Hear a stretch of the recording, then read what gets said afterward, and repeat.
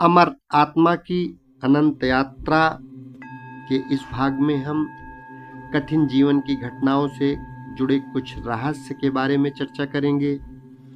हर जन्म के लिए घटनाएं बहुत सारे पहलुओं को ध्यान में रखकर निश्चित की जाती हैं। आज हम इससे जुड़े कुछ पहलुओं पर गौर करेंगे। सबसे पहले, जीवात्माएं मुश्किल और कड़ी चुनौतियों वाला जन्म क्यों लेती हैं, इन पर विचार करते हैं। विकसित चेतना वाली आत्माएं अधिकतर अपने जीवन में कठिन से कठिन चुनौतियों वाली जीवन घटनाएं स्वयं भी बहुत सोच समझकर चुनती हैं। हालांकि इस प्रक्रिया से जो भी देवतागण जुड़े उन सबसे सलाह मशवरा भी की जाती है और उनकी आज्ञा और सहमति भी ली जाती है, क्योंकि किसी भी जीवन घटना के लिए इस प्रक्रिया से जुड़े सभी देवतागणों की रजामंदी और आज्ञा जरूरी होती है। विकसित जीवात्माएं कठिन जीवन क्यों चुनती हैं, इसको कुछ इस तरह से समझा जा सकता है। जैसे जैसे हमारी चेतना विकसित होती जाती है, वैसे वैसे हमारे जीवन को अनुभव करने के तरीके भी बदलते जाते हैं। चेतना विकसित होने का अर्थ है कि हमने अभी तक अपने जीवन के अनुभवों में कुछ न कुछ सृष्टि के जीवन चलाने वाले नियमों के बारे में जाना है। अब इस आत्मज्ञान के अनुसार हमें अपने जीवन में कुछ इस तरह की घटनाएं उतारनी होंगी ताकि हमने जो सीखा है उसको अपने व्यवहार में उतारकर पूरी तरह से आत्मसात कर सकें।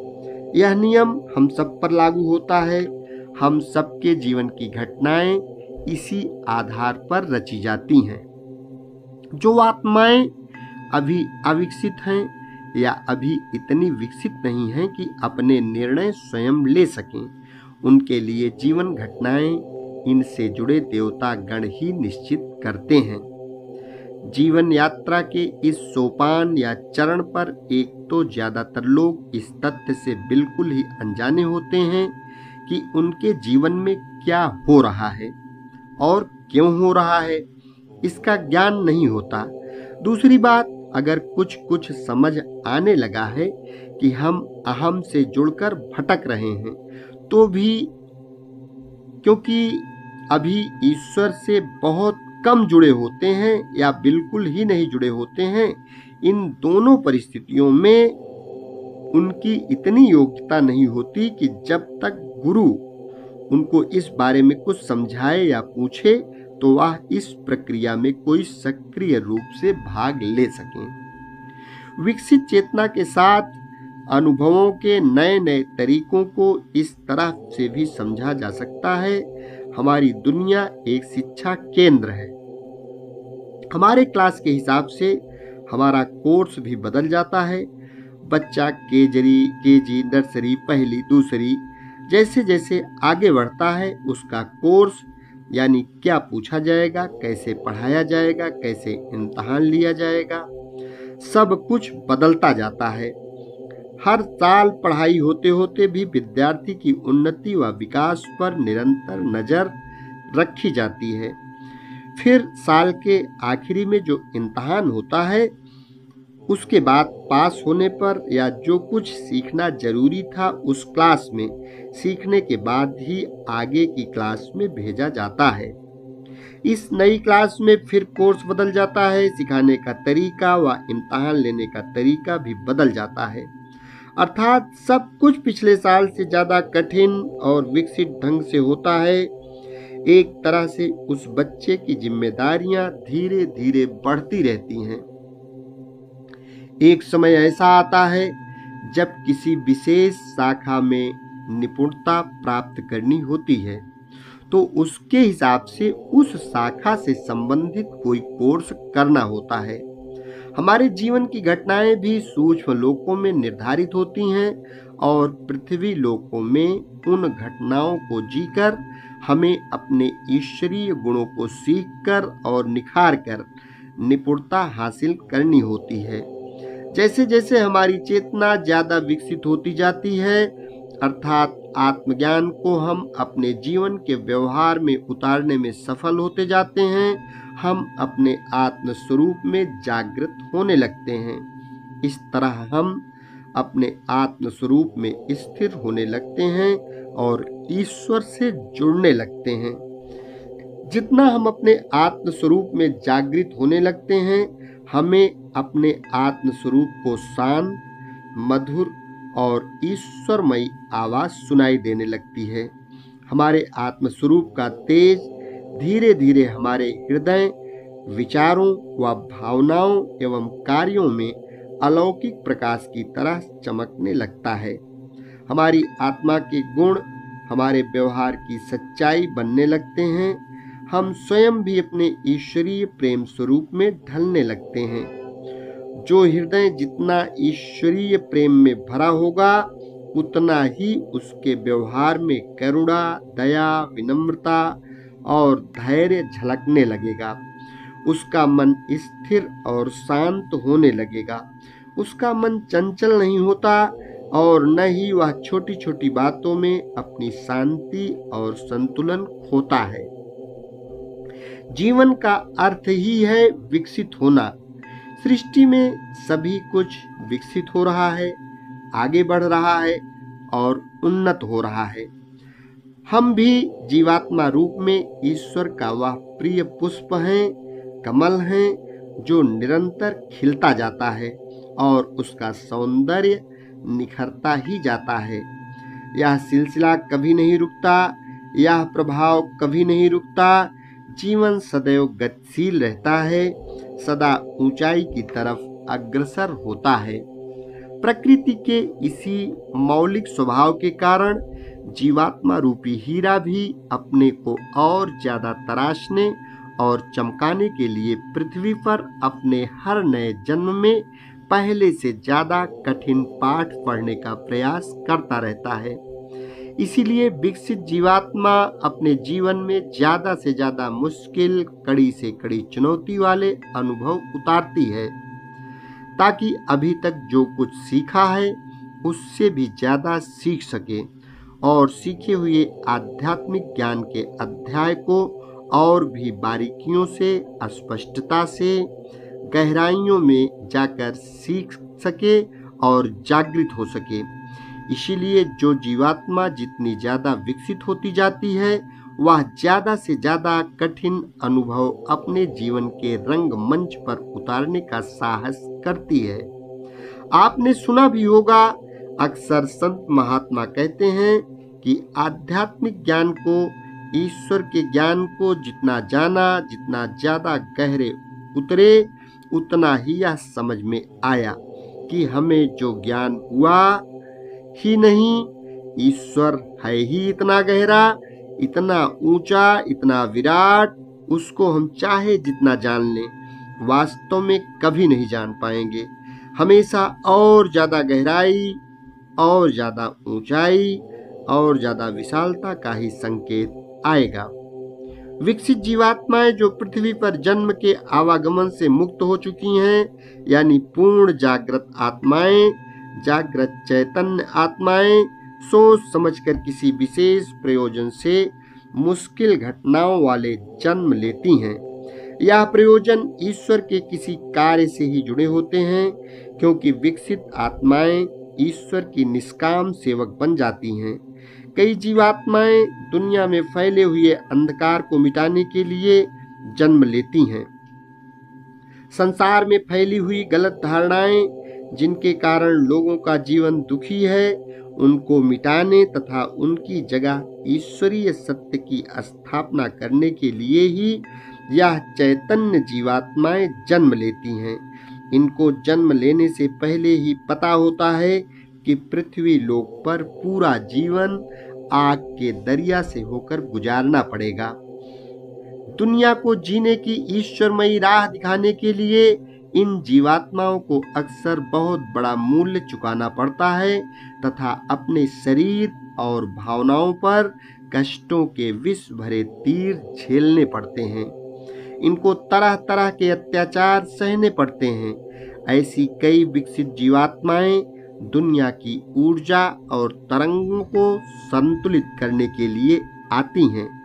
जब धरती पर विकार बहुत बढ़ने लगते हैं, लोग अहम के अधीन दुष्कर्मों की खाई में गिरने लगते हैं, यह जीवात्माएं ईश्वरीय तरंगें फैलाकर लोगों के दूषित विचारों, भावनाओं और कर्मों की तरंगों को रूपांतरित करके पृथ्वी के वातावरण को संतुलित और ईश्वरमयी बनाती हैं।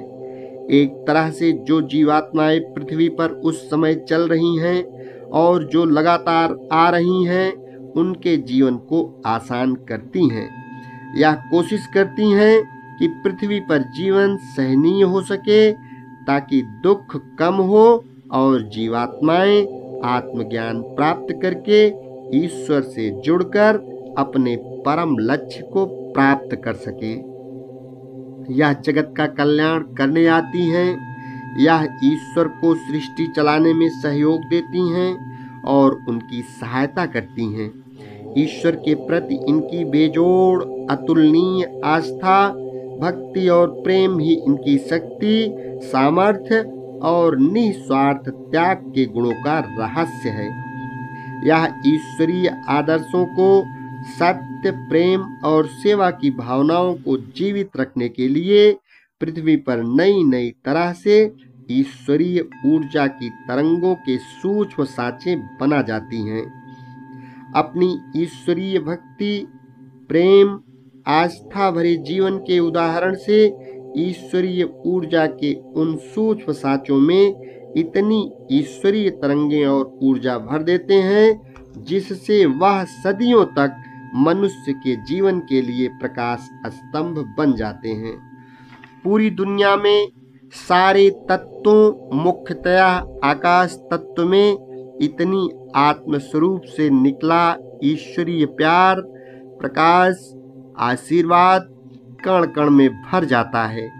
कोई इनको जानता हो या न जानता हो, मानता हो या न मानता हो, तो भी ये जो ईश्वरमयी तरंगे छोड़ जाती हैं, उनसे निकला आशीर्वाद दुनिया में हर जगह, हर पल बरसता ही रहता है।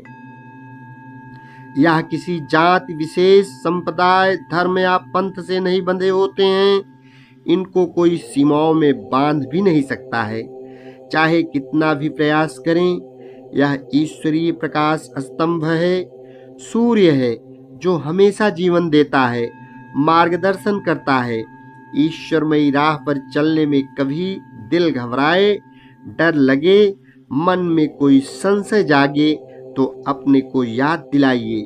कई जीवात्माएं जो ईश्वर से जुड़ चुकी हैं, वह हर पल हम पर ईश्वर का आशीर्वाद व प्यार बरसा रही हैं, हमको उनसे जुड़ने में सहायता कर रही हैं।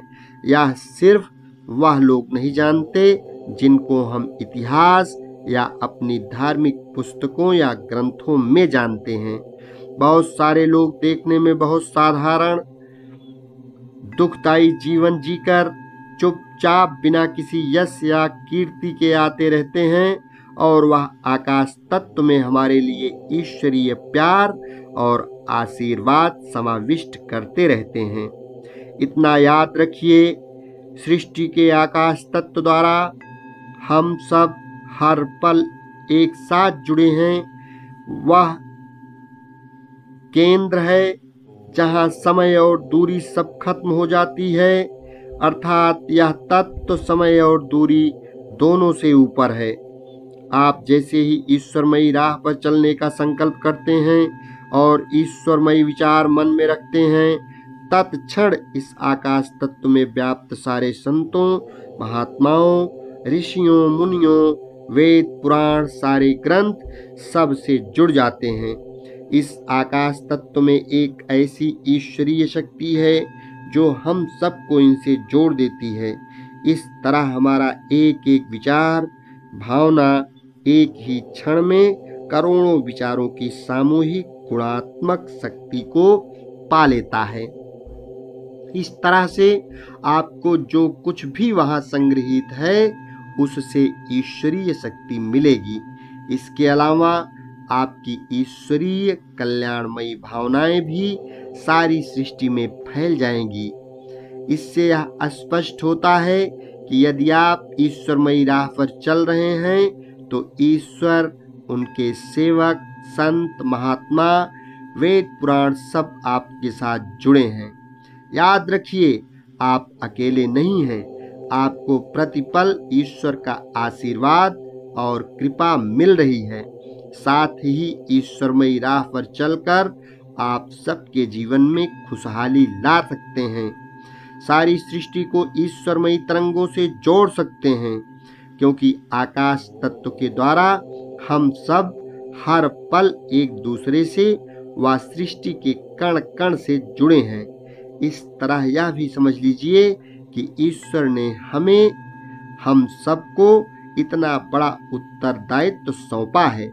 इससे हम सब बिल्कुल अनजान हैं। याद रखिए, जैसे हमारा एक ईश्वरीय विचार, भावना और कार्य सृष्टि में ईश्वर का प्रकाश फैला सकता है, वैसे ही एक दूषित विचार, भावना या कर्म पूरी सृष्टि में अंधकार भी फैला सकता है। अब आप खुद ही कल्पना कर सकते हैं कि हम सब हर पल अहम से जुड़ी भावनाओं और कर्म को दुनिया में फैलाकर सृष्टि में कितना अंधकार फैला रहे हैं। अपना जीवन भी दुखी कर रहे हैं और अपने साथ साथ बाकी सबका जीवन भी अनजाने ही सही पर दुखी तो कर ही रहे हैं। सच पूछिए तो कलयुग आया नहीं, हम उसे लेकर आए हैं। हम उसको जीवंत कर रहे हैं, उसकी शक्ति बढ़ा रहे हैं। अपनी जिम्मेदारी, अपना उत्तरदायित्व हम नहीं निभा रहे हैं, इसीलिए ऐसा हो रहा है। जागृत व चैतन्य जीवात्माएं अपनी यह जिम्मेदारी समझती हैं। अपना उत्तरदायित्व निभाने के लिए ईश्वर के निष्काम सेवक बनकर कठिन से कठिन जीवन लेकर धरती पर उतरती हैं और दुनिया में ईश्वर का प्रकाश फैलाती हैं तथा हमें भी ईश्वर से जोड़ती हैं। इनसे प्रेरणा लेकर हमें भी ईश्वरमयी जीवन जीने की राह अपनानी चाहिए। जो जीवात्माएं काफी विकसित हो चुकी हैं और सिर्फ कुछ जन्म ही बाकी रह गए हैं, वह इतनी उत्सुक व उत्साहित हो जाती हैं कि उनको लगता है अब जल्दी ही पृथ्वी पर जन्म खत्म करके उच्च श्रेणी के सूक्ष्म लोकों में जीवन बिताएं। इन जीवात्माओं ने अपने विकसित चेतना के कारण सूक्ष्म लोकों की कई यात्राएं कर ली हैं, क्योंकि इनकी दिव्य दृष्टि सक्रिय हो गई है। उनको दूसरे सूक्ष्म लोकों का भी कुछ अनुभव हो चुका है, परंतु जब तक पृथ्वी पर जीवन के आवागमन से पूरी तरह छुटकारा नहीं मिल जाता, तब तक उच्च श्रेणी के ईश्वरीय आयामों में जाकर रह नहीं सकते हैं। पृथ्वी पर भी अन्य लोगों की तरह दूसरे देशों में घूमने तो जा सकते हैं, अगर कुछ शर्तें पूरी कर दें, पर वहां जाकर रह नहीं सकते। किसी भी देश में रहने की अनुमति लेने के लिए विभिन्न तरह की शर्तें होती हैं और जब तक वह पूरी न की जाएं, हम वहां जाकर नहीं रह सकते। सृष्टि में तरंगों का नियम चलता है और हमारी तरंगें कितनी ईश्वरमयी हैं, यह इस पर निर्भर करता है कि हम ईश्वर से कितना जुड़े हैं। जब हमारी चेतना पूर्ण विकसित हो जाती है, तब हमें पृथ्वी पर जन्म लेने से मुक्ति मिल जाती है। हमारी आगे के सूक्ष्म ईश्वरीय आयामों की जीवन की यात्रा शुरू होती है। इसीलिए कुछ आत्माएं धरती पर मुश्किल व बड़ी चुनौतियों वाले जन्म लेकर अपनी प्रगति की गति बढ़ा लेती हैं। यह बड़ी परीक्षा के जन्म होते हैं, जिनमें इनको बहुत सी मुसीबतों का सामना करना पड़ता है। इनके आगे बहुत बड़ी बड़ी बाधाओं वाली कई घटनाएं आती हैं। यह कड़ी परीक्षा का भी जीवन है। साथ ही साथ उच्च श्रेणी के सूक्ष्म लोकों में जाने की तैयारी भी है। जो जितना बड़ा इम्तिहान पास करेगा, उतना ही बड़ा पुरस्कार भी पाएगा। कुछ जीवात्माएं पिछले कुछ कर्मों के जो ऋण चुकाने थे अथवा जो गलतियां सुधारनी थी, उनको आधार बनाकर सदुपयोग करके ऐसी कहानी बनाती हैं जिससे 2-4 जन्मों के ऋण भी उतर जाएं और अपने ईश्वरीय गुणों को भी निखार लें। जैसा हमने पहले भी बताया है, साहसी जीवात्माएं कठिन जीवन घटनाएं चुनती हैं क्योंकि इनको धीमी गति से चलना अच्छा नहीं लगता है। 2-4 जन्मों में जो कुछ सीखना हो वह सारा आत्मज्ञान एक ही जन्म में प्राप्त करने की कोशिश करती हैं और कड़ी से कड़ी परीक्षा से भी नहीं घबराती हैं। अविकसित जीवात्माएं, अगर हम अविकसित जीवात्माओं के जीवन में अधिकतर कठिनाइयों के बारे में बात करें तो इनके जीवन में कठिन घटनाएं उनके अपने अज्ञान और नादानी के कारण खींची चली जाती हैं। वह सिर्फ अपने शरीर को ही सच मानती हैं और सब कुछ यह दुनिया है और जो चाहिए यही मिलेगा। इस प्रकार की धारणा के कारण गलत रास्ते पर चल पड़ती हैं। इन्हें जो चाहिए उसको पाने के लिए कुछ भी करने को तैयार रहती हैं। अपनी इच्छा पूर्ति के लिए तथा अपने अहम को बड़ा करने के लिए सबके साथ तानाशाही का व्यवहार करती हैं। किसी को भी इनकी वजह से कितना भी नुकसान पहुंचे, दिल टूट जाए, इनको उससे कोई फर्क नहीं पड़ता है। अपने इसी रवैया के कारण अपने साथ जितनी समस्याएं यह सूक्ष्म लोक से लाती नहीं, उससे ज्यादा पृथ्वी लोक पर खड़ी कर लेती हैं। कर्मों के ऋण उतारती तो कम है बल्कि और ज्यादा चढ़ा लेती हैं। इसीलिए इनके जीवन में बहुत समस्याएं आती हैं, पर यह उनसे कुछ भी नहीं सीखती। अपने अहम के बस में होने के कारण यह जीवन को बहुत ही ऊपरी तल से जीती हैं। अपने अंतर्मन में कभी झांकती ही नहीं। ऐसे लोग अपने को अक्सर बहुत ज्ञानी समझते हैं, पर इनका व्यवहार पूरी तरह से सिर्फ अहम के अवगुणों को ही दर्शाता है। इस प्रकार के जीवन से धीरे धीरे इनके ऋण बढ़ते जाते हैं और ये अपने आत्म रूप से दूर, बहुत दूर चले जाते हैं, क्योंकि यह सिर्फ मैं और मेरा की चेतना से जीवन बिताते हैं। मैं और मेरा और आत्म स्वरूप के बीच एक बहुत बड़ी गहरी व अंधेरी खाई है। फासला इतना बड़ा है कि उसको नापा ही नहीं जा सकता और न ही अहम के अधीन रहकर पार किया जा सकता है।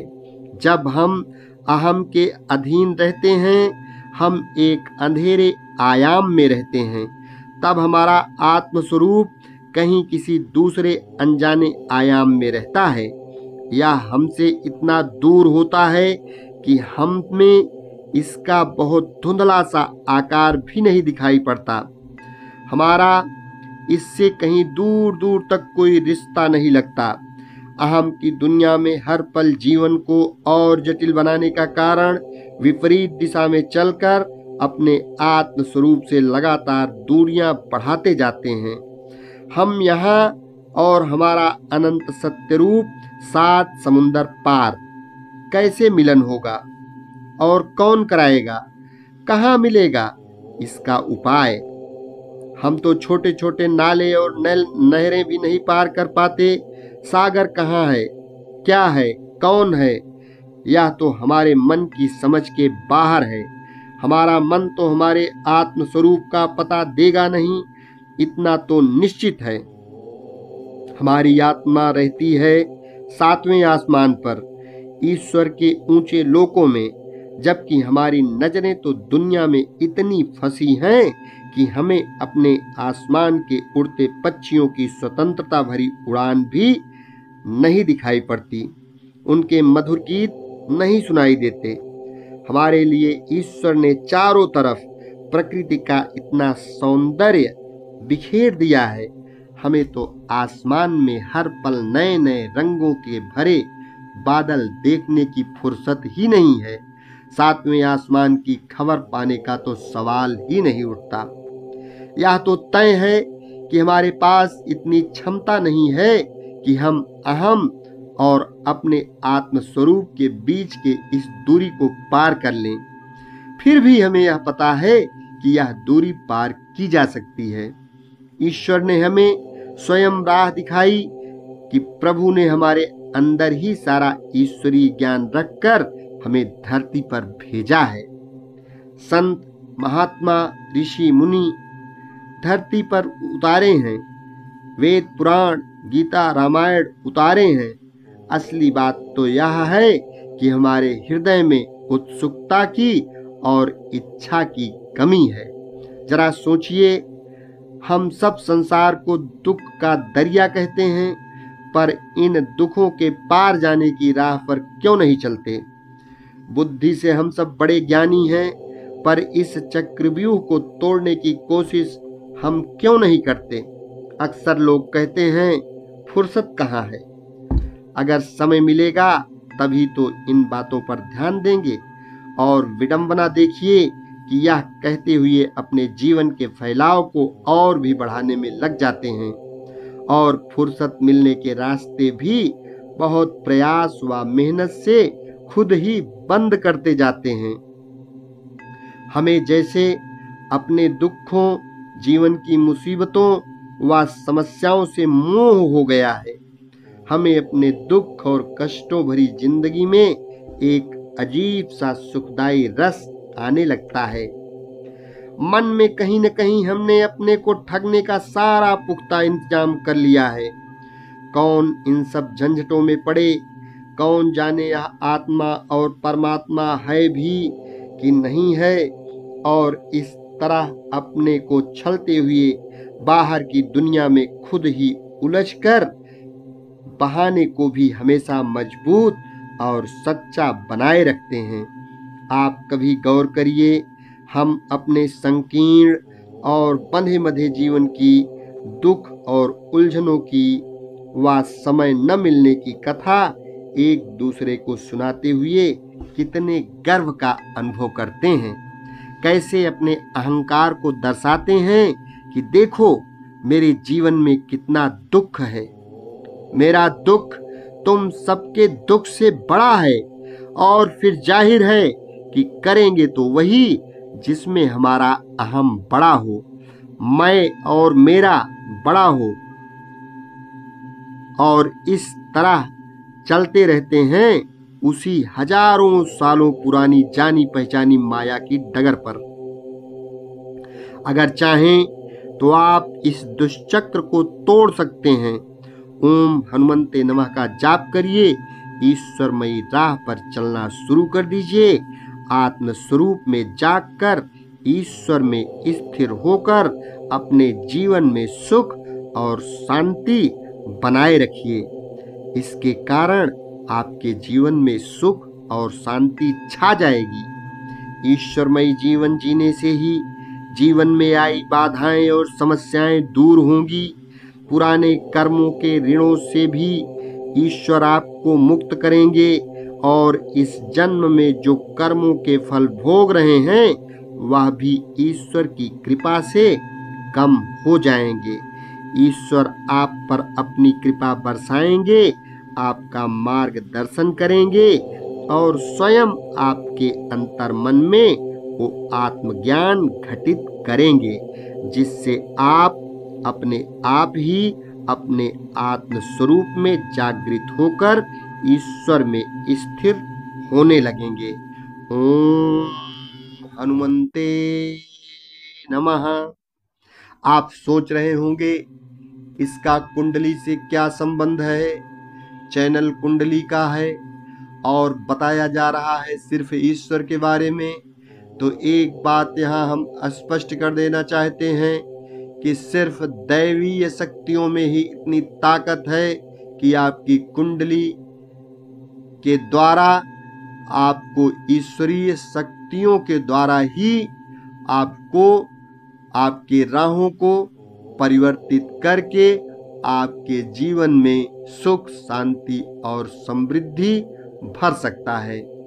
क्योंकि कुंडली आपकी जो बनी है वो पूर्व जन्म के कर्मों के हिसाब से ही बनी है और पूर्व जन्म के कर्म के अनुसार जो कुंडली बनी है उसमें कैसे सुधार लाया जा सकता है।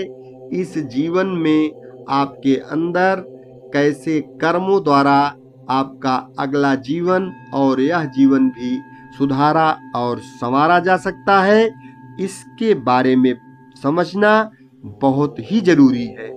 क्योंकि एक सफल ज्योतिषी का यह कर्तव्य होता है कि वह हर हाल में समाज में उपस्थित स्थित लोगों को उनकी भलाई के बारे में बताए, उनको उस रास्ते पर ले जाए जिससे उनका कल्याण हो सके। अभी तक इसके पहले हमने जो भी वीडियो डाले हैं वह सब के सब ज्योतिष से संबंधित ही हैं, और ज्योतिष पूर्ण रूप से, चाहे भृगु संहिता हो, लाल किताब हो, इसको हमने पूरा का पूरा आपके लिए प्लेलिस्ट में इसी चैनल पर आप जब जाएंगे तो आपको वह मिल जाएगा। उसको पढ़कर अपनी लग्न के अनुसार, या कोई ज्योतिषी बनना चाहता है तो हर लग्नों का फलादेश अलग अलग उसमें दिया गया है, जो आप प्लेलिस्ट में जाकर उसको समझ सकते हैं। लेकिन अगर उपाय की बात करें तो उपाय ज्योतिष में नहीं है। उपाय सिर्फ, चाहे सनातन धर्म हो या जो भी धर्म हो, यहाँ किसी धर्म से कोई मतलब नहीं है। जिस भी ईश्वर को आप मानते हैं उसी के नाम में इतनी ताकत है, उसी के साथ जब आप लग जाएंगे और उसका लगातार निरंतर जाप करना शुरू कर देंगे तो निश्चित ही आपको राहत मिलना शुरू हो जाएगी। उपाय बताना ये बहुत ही महत्वपूर्ण है, और उपाय से ही आपके अगले जन्म को संवारा जा सकता है, लोगों के अगले जन्म को बनाया जा सकता है। क्योंकि अगर आपकी कुंडली पिछले जन्म के कर्मों से बनी है तो निश्चित ही इस जन्म के कर्मों से जब आपका दूसरा जन्म होगा तब आपकी अगली कुंडली बनेगी। या इसी के बारे में पूरी की पूरी चर्चा के लिए यह हम 8 सीरीज लेकर आए हैं। यदि चैनल अभी तक सब्सक्राइब नहीं किए हैं तो चैनल सब्सक्राइब अवश्य कर लें, वीडियो लाइक करें, शेयर करें, लोगों के जीवन में परिवर्तन लाने में सहायक बने। खुश रहें। धन्यवाद। शेष अगले भाग में।